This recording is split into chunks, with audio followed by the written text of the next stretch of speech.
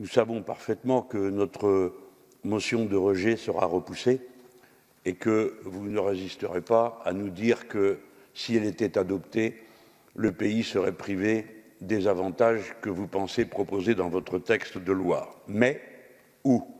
Mieux qu'ici. Quand? Sinon au seul moment qui nous permet de nous retrouver et de dire les choses avec solennité, peut-on évoquer devant la représentation nationale et le pays le prix et les conséquences, au moment où la patrie se débat comme elle le fait, de la dérobade du niveau européen dans lequel nous sommes totalement insérés de manière inconditionnelle. Où, et quand mieux qu'ici, évoquer le sujet qui vient d'être effleuré à l'instant par le président de notre commission des finances, qui est le fait que le poids de la dette publique va s'alourdir dans des conditions telles qu'elle constitue dorénavant un mur qu'il sera définitivement impossible de franchir, autrement dit que cette dette est devenue impayable, non seulement par les Français, mais par nombre d'autres pays en Europe. La dérobade de l'Europe, elle apparaît quand l'Europe décide, après avoir refusé d'une manière offensante au gouvernement français, et je le dis quoique je ne sois pas d'accord avec la proposition des eurobonds, après qu'on ait refusé de manière offensante au gouvernement français ces eurobonds, un vote pour 540 milliards d'interventions dont beaucoup se vantent alors même qu'il faut le mettre en rapport avec, d'une part, la richesse produite annuellement par l'Europe qui est de 12 000 milliards et de la dette publique cumulée européenne qui est de 11 000 milliards. Ces 540 milliards sont faits pour l'essentiel de reports de paiement et de garanties d'emprunt et ne constituent d'aucune manière une injection forte dans l'économie de l'Europe pour l'aider à redémarrer. Comment ne pas voir et ne pas dire qu'il s'observe une compétition en vérité aussi malsaine à la sortie du confinement qu'elle l'était à l'entrée, que dès lors que les Français décident de sortir du confinement, quoi qu'on pense de cette sortie, le 11, le gouvernement allemand décide de sortir le 4, une semaine auparavant, et qu'alors même qu'on traite des conditions dans lesquelles le confinement pourrait s'organiser, on observe que 100 000 travailleurs roumains ont obtenu des visas et des possibilités, pardon, pas des visas, une possibilité d'entrer sur le territoire de la République fédérale allemande et peut-être demain sur celle de l'Italie pour faire les cueillettes de saisonniers, alors même que la Roumanie est astreinte encore à cette heure à un confinement décidé par son gouvernement. Comment ne pas voir que cette compétition augure fort mal de ce qui se passera ensuite? Le ministre Le Maire, avec beaucoup de lucidité, a dit à la Commission que la zone euro exploserait si elle était confrontée à un développement trop inégal des économies à la sortie de la période du confinement, et il a raison. C'est la raison pour laquelle nous devons nous en inquiéter et comprendre qu'une telle explosion ne serait source que de chaos et en aucun cas de rectification, comme beaucoup d'entre nous le souhaitent, du cours de l'histoire européenne. De cela, au fond, il n'est question que d'une chose. L'Union européenne refuse de voir ce que va peser la dette sur nos économies. Et je le dis, on ne peut avoir pour projet, pour la jeune génération, pour le siècle qui vient, que celui qui se résumerait en une formule « vous devez payer la dette ». Il est donc temps de trouver une solution qui ne soit aucune de celles qu'on a connues dans le passé. Nous ne pouvons pas payer. D'autres non plus ne pourront pas payer. Il n'est pas acceptable que l'on se mette en banqueroute car ce serait le chaos. Il n'est pas souhaitable que l'on se mette en hyperinflation car cela serait destructeur. Et évidemment, personne n'envisage la guerre comme une solution telle qu'elle a été appliquée dans le passé. Il ne reste donc qu'une possibilité à faire solennellement. Et nous déplorons que vous ayez refusé en commission notre amendement proposant un rapport sur cette question. Cette solution, c'est l'annulation de la dette, ou du moins sa conversion, si le mot fait moins peur, d'une dette telle qu'elle est en dette perpétuelle sans taux d'intérêt, qui viendrait, sans ruiner le bilan de la Banque centrale européenne, à fondre à mesure que l'inflation se ferait sentir soit au rythme de 1%, soit au rythme de 2%, ou à celui que l'on voudrait. Cette fonte de la dette stockée dans le frigidaire de la Banque centrale européenne est la seule solution pacifique, raisonnable, maîtrisée, organisable que puisse faire une aussi puissante zone économique que l'est la zone européenne. La vérité est que nos pays ont été méthodiquement appauvris, leurs États ont été appauvris par la politique recommandée par les institutions européennes. La France, entre 2004 et la date d'aujourd'hui, a perdu 240 milliards de recettes fiscales du fait des cadeaux qui ont été faits pour stimuler les énergies et que sais-je encore, dans le vocabulaire néolibéral dont nous avons été régalés pendant plus d'une décennie. Dans la dette cumulée de la France, il n'est pas vrai qu'il y ait des dépenses excessives. La population française s'est accrue depuis 2004 de 5 millions de personnes, tandis que l'on a réduit sans cesse les services publics qui lui étaient destinés. Une école par jour, une poste par jour, une maternité tous les mois, et ainsi de suite, autant de services publics détruits. Ce qui est certain, c'est que dans cette dette, on trouve les effets boule de neige qui ont été le résultat des mauvaises décisions du passé, en particulier d'avoir supporté que l'Allemagne offre un Deutschmark de l'Ouest en échange d'un Deutschmark de l'Est, créant un danger d'inflation qui a conduit tous les pays d'Europe à augmenter leur taux d'intérêt. Cela a coûté, d'après nos propres instituts, jusqu'à 400 milliards d'euros à la France. Aujourd'hui, payer encore cette différence qui n'était due à aucun retard économique de notre part, sinon au caractère toujours unilatéraux des décisions que prend l'Allemagne sans tenir aucun compte de ses voisins. Dans ces conditions, nous savons que d'autres pays ont compris que si se présentent sur le marché financier international en même temps toutes les économies avancées pour y faire de nouveaux emprunts, alors les taux d'intérêt bondiront. C'est la raison pour laquelle la Banque centrale d'Angleterre a décidé de prêter directement au gouvernement anglais. C'est la raison pour laquelle le gouvernement fédéral des États-Unis a ordonné à la Banque centrale, pourtant indépendante des États-Unis, de racheter, chose incroyable, la totalité de la dette publique et des dettes privées des États-Unis d'Amérique, abolissant ainsi au paradis du capitalisme la seule règle qui le justifiait, c'est-à-dire le risque.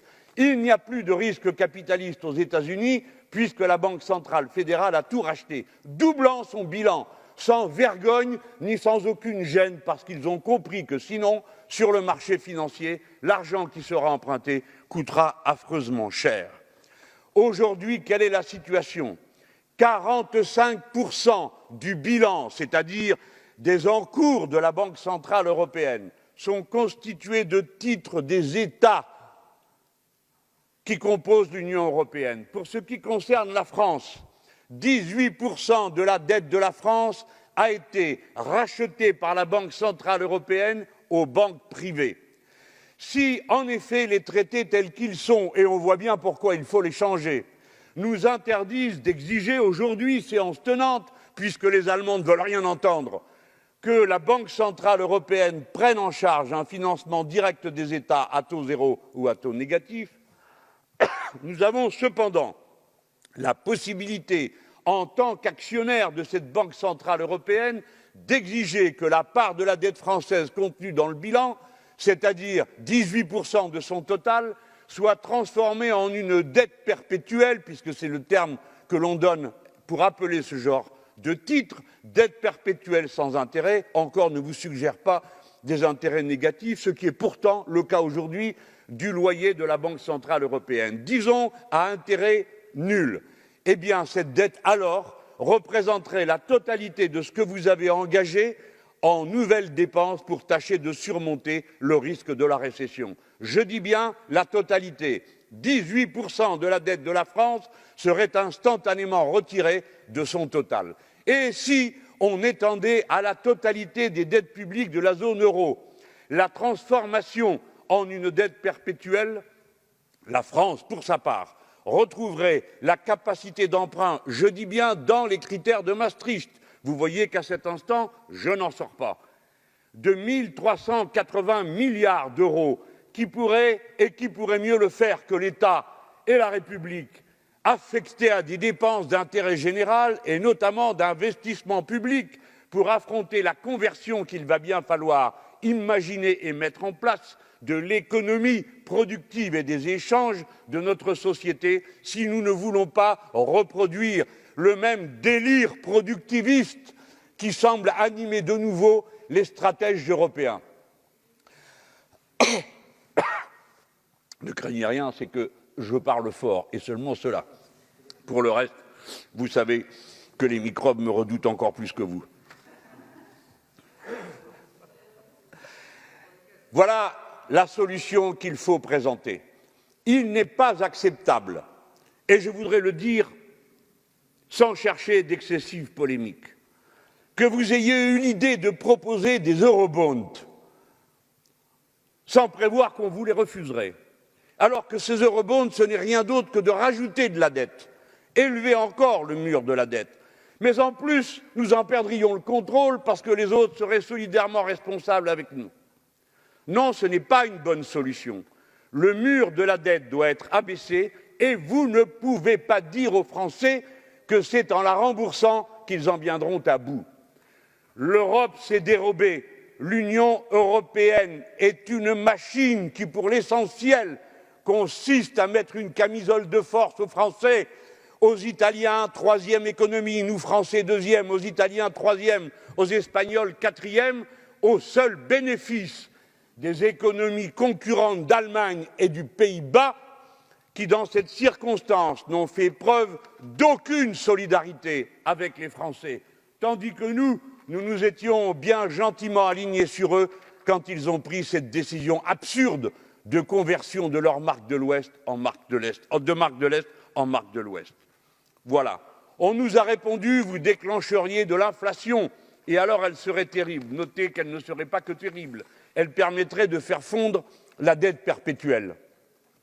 Mais je ferai observer qu'alors même que la Banque centrale européenne a injecté en presque 2 ans 85 milliards d'euros par mois dans les banques privées, sans aucune condition, c'est-à-dire pour un total équivalent à la production de la richesse totale de la France, il ne s'est pas observé plus d'1 ou 2 points, mais à peine plus d'1 point d'inflation dans la zone euro, ce qui signifie que la totalité de cette somme est partie dans la sphère financière sans qu'on en trouve trace dans l'économie réelle. Si vous mettez bout à bout ces 1 380 milliards que nous retrouverions, les 750 milliards que vous pourriez solliciter de l'assurance vie en refusant à l'assurance vie, pour 7 € sur 2 qu'elle place à l'étranger, l'avantage fiscal que vous lui reconnaissez pour les placements en France, et que vous y ajoutiez les 400 milliards qui se trouvent dans les caisses du livret A, alors vous voyez que la France n'est pas le dos au mur, qu'elle a tout au contraire une épargne et des moyens suffisants pour affronter avec toute la force nécessaire le redéploiement massif de son économie, la conversion de ses moyens de production et d'échange. Il n'est pas vrai que nous ayons à choisir entre la dette, la souffrance sans fin du remboursement, ou bien le collapse du changement climatique parce que nous recommencerions à produire comme des fous furieux tout et n'importe quoi. Voilà ce que je voulais dire à la représentation nationale, à mes collègues, ne serait-ce que pour leur transmettre cette conviction que la France peut, la France doit sortir autrement qu'en se résignant aux règles de la comptabilité étroite que le gouvernement allemand inflige à tout le reste de l'Europe et que les néolibéraux infligent en croyant que le marché est la seule solution à l'activité humaine pour déployer ce qu'elle doit déployer pour faire face à la catastrophe sanitaire et à ses conséquences qui ne font que venir. Le ministre de l'économie l'a dit, c'est sans précédent un recul pareil de la production, c'est sans précédent la crise sociale qui va nous arriver des États-Unis d'Amérique, c'est sans précédent la désorganisation de l'économie mondiale par la globalisation qui a été le résultat de ces 30 dernières années. Alors, puisque c'est sans précédent, recourons aux moyens sans précédent, mais pacifiques, méthodiques, ordonnés, qui nous épargnera le chaos qui nous a conduits à la précédente guerre mondiale, d'une dette excessive et impayable qui pèserait sur nos épaules davantage que sur tout autre peuple.